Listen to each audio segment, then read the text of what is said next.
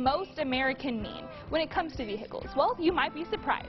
Cars.com editor reveals who tops this year's American-Made Index and is discussing how and why the criteria determining the winners had to evolve as a result of a dwindling list of contenders.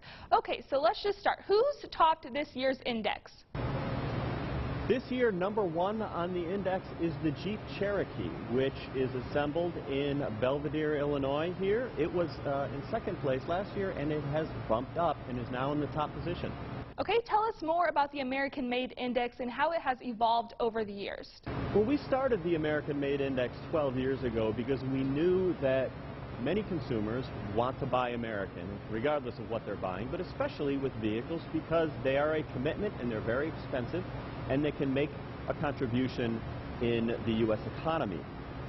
So we set up the American-Made Index to try and account for different factors that make particular models more American than others because it is so difficult to tell what is American just by looking at the brand. Because then, and even more so now, the brand doesn't tell you that the vehicle was assembled in the United States, because what used to be considered imports are often built in the U.S., whereas American brands may assemble their vehicles across borders in Canada, Mexico, or even farther away than that.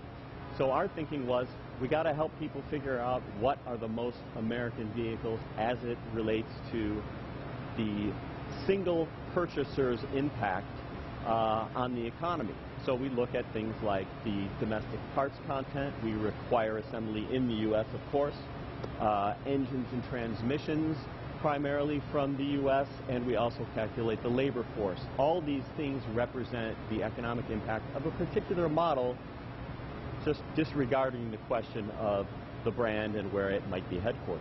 Can a car make the list one year and not be eligible the next? We have had some vehicles reappear in the American-Made Index year to year, sometimes in the same position, and we've certainly seen some come and go. A good example is just this year. For 2017, number one was the Jeep Wrangler above the Cherokee, but the Wrangler was redesigned. And with that redesign, it followed a trend that we've been viewing for 12 years, which is new generations of vehicles tend to have less domestic content, and that is what took it off the list for this year. So redesigns or even slight changes can change the order or put something on or off the American-Made Index.